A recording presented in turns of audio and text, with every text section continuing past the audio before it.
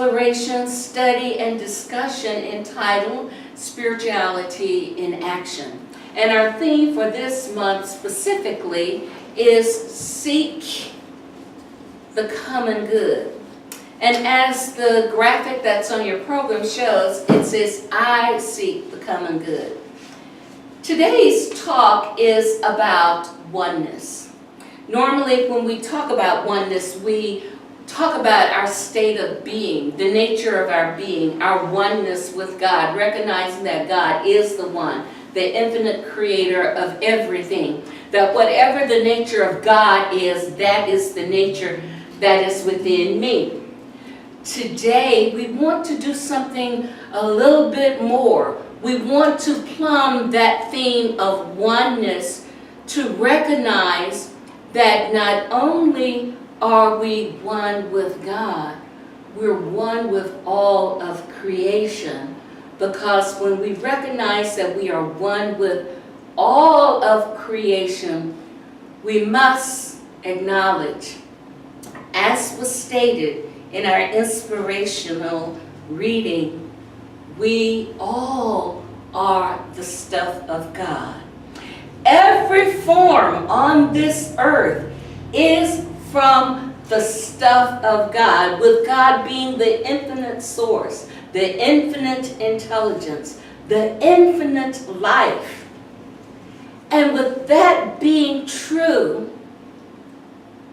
we are all of that same substance, that same matter, that physical matter that meshed and shaped into form. I love seeing in my mind, and I see it right now, little protons, electrons, and neutrons, little atoms and little molecules getting together, and all of a sudden saying, and they crawl out of the water up onto the shore. And there were animals. There were other living creatures, living things. And as the years progressed, they evolved into higher animals.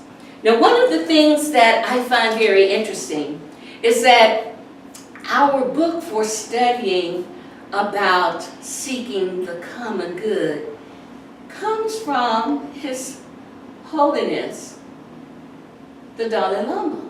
And the title of the book is, and I hope to find it someplace in my writing, Beyond Religion. And it's about finding an ethic for the whole world. And in the book, he writes about our commonalities. But what is very significant for me is that he identifies what a sentient being is. A sentient being is one that is able to respond to a stimuli. One that is going forth to multiply. One that seeks here and there. One that responds to, I will get out of the way, I will protect myself. A sentient being. And that sentient being, if we look at our species on this planet, that would be every animal, every insect, every fish, every mammal that you can think of. And my joke around this, that which brings me humor, is that, and I don't mean this as an ugly pun, it's just humor. I've always said, I can hear when I'm chewing plant food, the plant screaming, "Ah, you're eating me, you're eating me." But so does the fish, or so does any other animal product. "Ah, you're chewing me." A sentient being, because each one is able to respond. So what is it we need to consider when we begin to think about our oneness? Our oneness. Here's a perspective that is being suggested by the curriculum writer for this topic, Reverend C.C. Coltrane, she says, oneness is the basis of our entire philosophy, our entire worldview, our entire beingness. And I add, when we understand and allow oneness to be the awareness we live from, when we are aware that everything is from this oneness, our thoughts, words, and actions contribute to an ethical world. And we want our ethical world to be a world that works for all of life. All of life. An ethical world. That's huge, isn't it? That's huge. I have a wonderful example that I personally began to deal with several years ago as I started studying biology and the social insects. I have an affinity for ants. Because, ants have this organized mindset of what they're going to do, and they do it. They work as a wonderfully run team. So it's not just ants, bees, wasps. There are many social insects, but I'm a little bit more intimately involved with ants because they show up. And you have to learn how to work with the ants, not the other way around. So with ants, I've learned that there is a chalk that I can get that when I draw a pathway on my counter, because the ants sometimes go from my door out to the patio, they cross over to the counter, and then there's the sink, and they get to the sink. Because sometimes food gets trapped down there where the garbage disposal is, and water is. So they have their little safari path, but they always travel. And I decided, well, I don't want the ants to be all over the house. So when I see them coming, I don't fight them. I work in harmony with them. So I put chalk along the path to make sure that they stay in their path and they don't get over into other things. And it actually works. I recognize that they're sentient beings. Now, how did I learn to do this?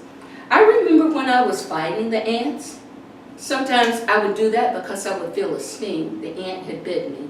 Science tells us that they do emit a little solution sometimes, and it stings. They bite you. So when I was out of harmony with the ant would bite me.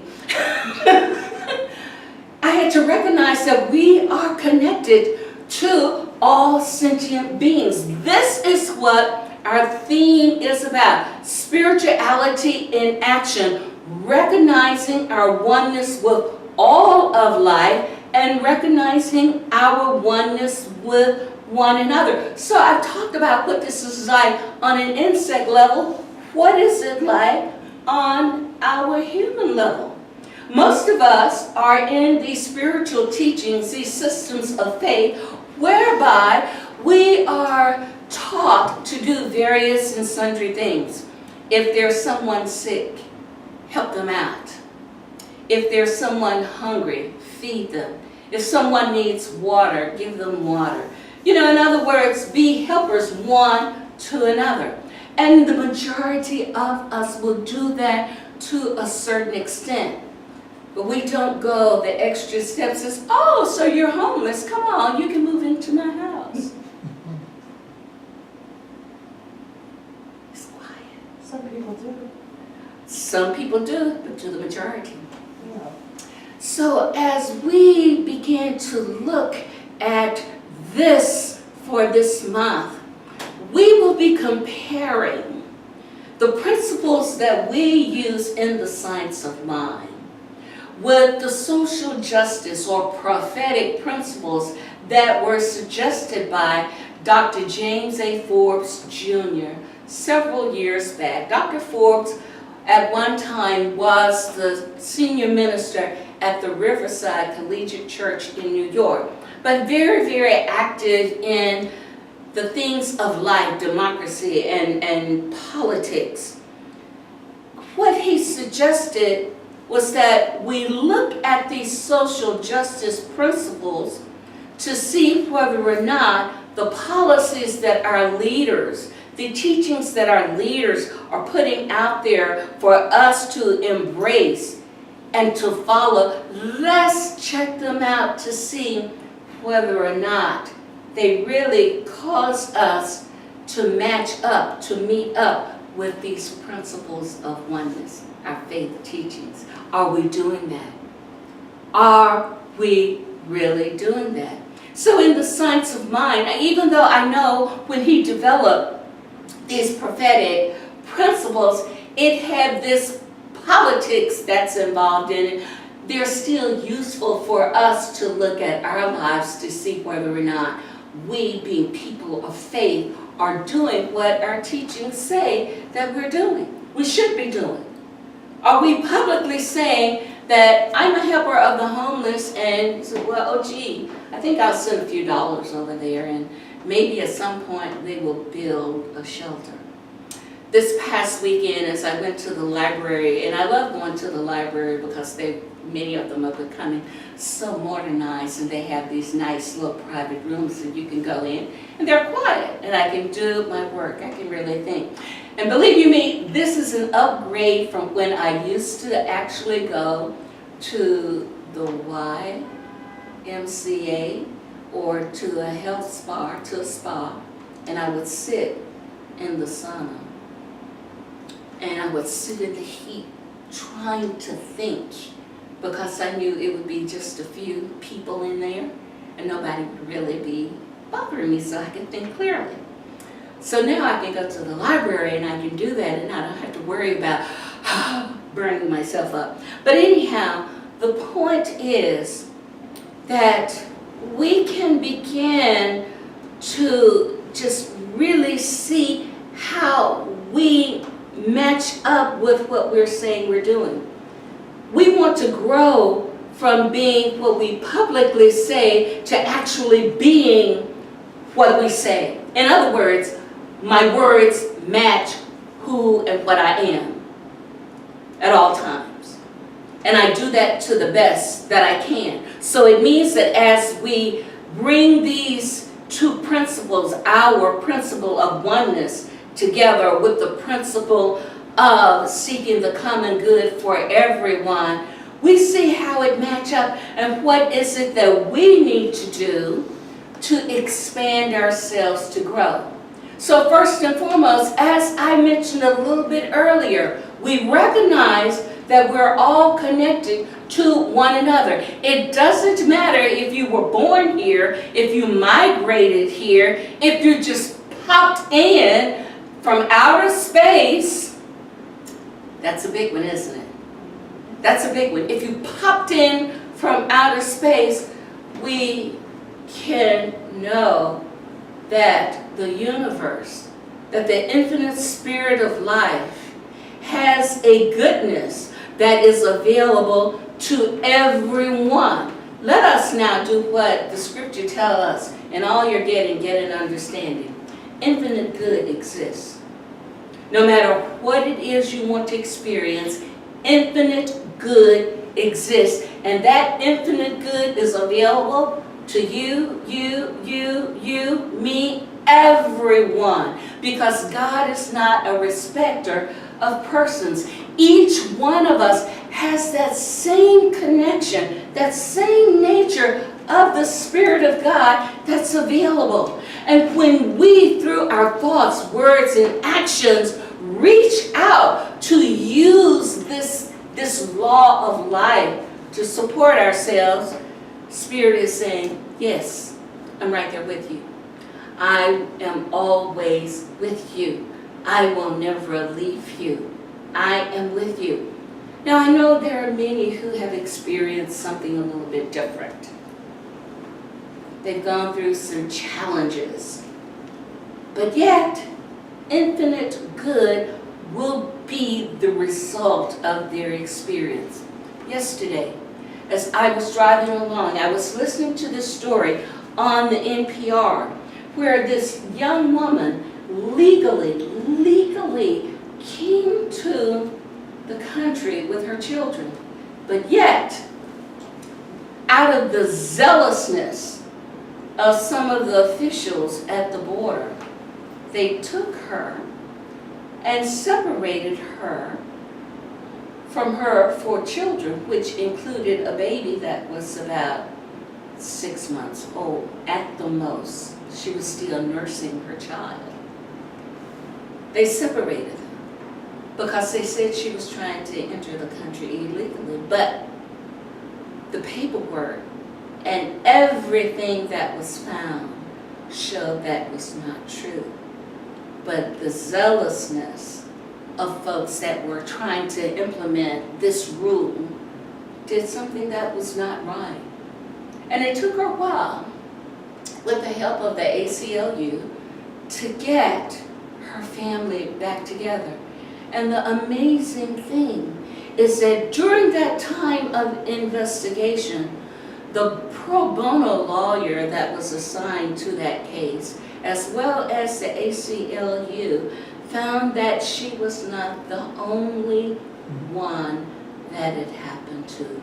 There were other families who followed a legal process, the legal process for entering the country, had been separated from their children and jailed. But this is what was very interesting to me. She was able to talk to her mother. Her mother was still in her originating country. And she would hear from her mother, keep your faith. Keep your faith. God is with you. Keep your faith. It will be okay. It's hard. I'll do what I can. Keep your faith.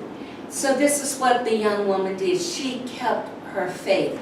And people and things began to turn to work in her favor. And even when the zealous agents recognized what had happened, instead of going public to say, oh, we made an error in judgment here and we're bringing this family back together, they took actions in a covert way so that nobody would ever know that they had made a mistake. It was like keeping it quiet. But there are many who would want to know, gee whiz, my heart goes out for this family. I want to help to see this family come back together. So, what happened was that when they decided that since she was incarcerated wrongly, they were going to let her go. And she kept saying, what about my children? We don't want to talk about the children. What about my children? We don't want to talk about the children. What about the children? We don't want to talk about the children. We just want you to go over there to that room. So she obeyed. She never railed against them. She went over to the room, and guess what was in the room? Her children. They didn't want to say where the children had been, but it was obvious that the children had been taken care of. Yay, I'm glad that they had been taken care of, but they had all been through this traumatic experience. Why am I telling this? I'm telling this because what if that had happened to you? What is it that we are to say? How are we to allow our spirituality, the realization of what is going on there, to come into play that sets the course for how we will conduct ourselves, how we will act? What are the ethics that we have around that? The Dalai Lama says that our ethics come from values that we have, and those values become shared values. Our ethics come from our humanity and our shared humanity. Those things should be in the forefront of our mind. When you see that people are being mistreated when they are demonstrating for civil rights, or for whatever, when you see that happening, how are we to respond? For many of us, the answer may be, I will pray, and that's okay.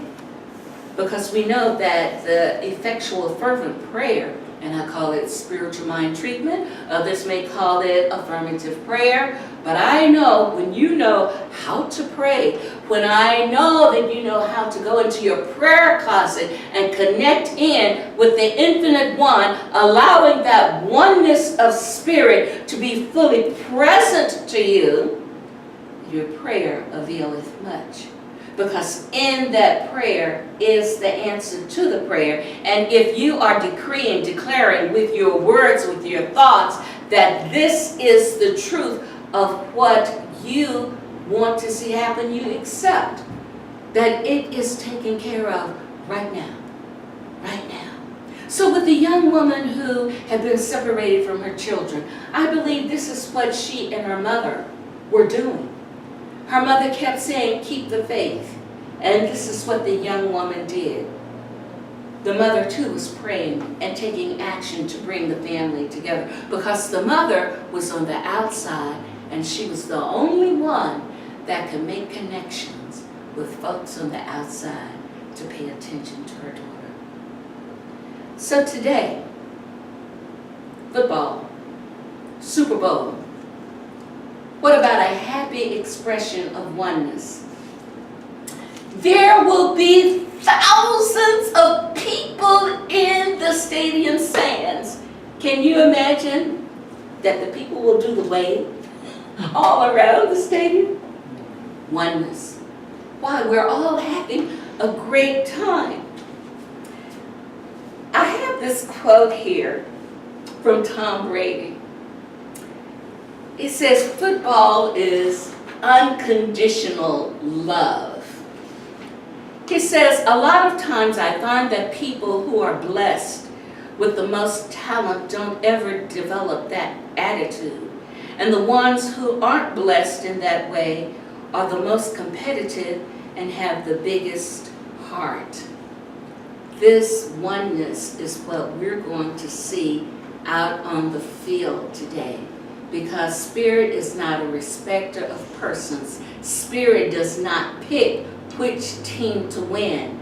As Tom Brady has so, from my perspective, has accurately discerned, it's the one who don't think they are blessed, but they are competitive, so they're giving their all. They're going to give their all to what they're doing. And when you're giving your all, you will prosper. I think that's what's going to happen on the field. Am I calling the Patriots, or who's the other guys? The Rams? I don't call it. All I remember is that deflated football. And his life story is exactly what that quote says, because he was just an average player, even less than average. But he kept at it and look at it. Yeah. And thank you, and that's it. When we keep at getting better and better, when we keep at how can I allow this thing, this principle, this quality, this value of oneness to be more manifested in my life. It begins with the heart, with an open heart. We have to open our hearts to allow not only for goodness to come in, but to allow goodness to flow out from us. I can recall waking up and deciding what my day is going to be like, and even when I wake up sometimes and I say, oh, another day, it's a matter of, I'm going to meet everybody with an open heart, and I'm going to be happy.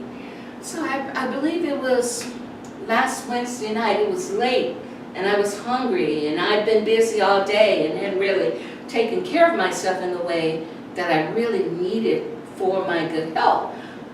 So I pulled into this place to get food, and with it being late, when I got to that window, I said to the young lady that handed me my food, thank you so much for being here.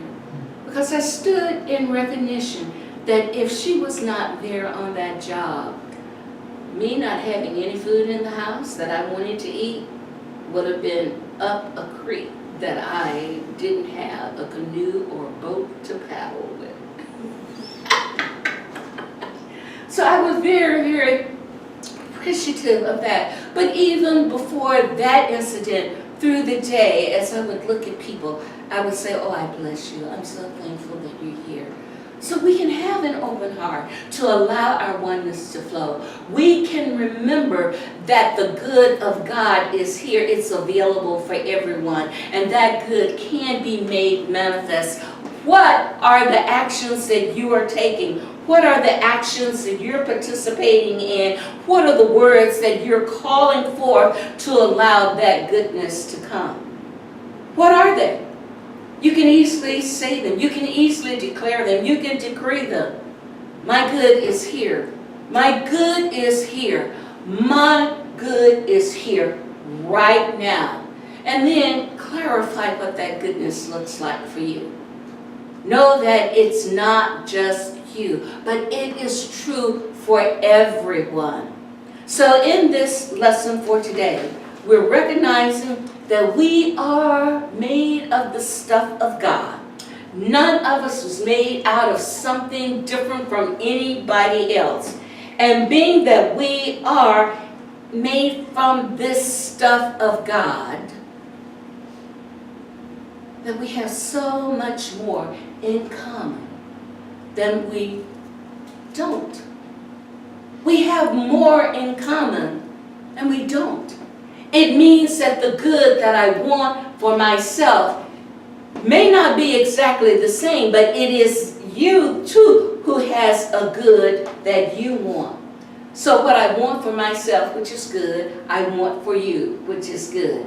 What is that common good? I think, in the science of mind teaching, we ask the question, well, what is it that we all want? We all want freedom. We want the freedom to do, the freedom to be what we want to do and what we want to be. That means happiness for all of us. So let us want and seek that happiness, that good for everyone. Is that possible?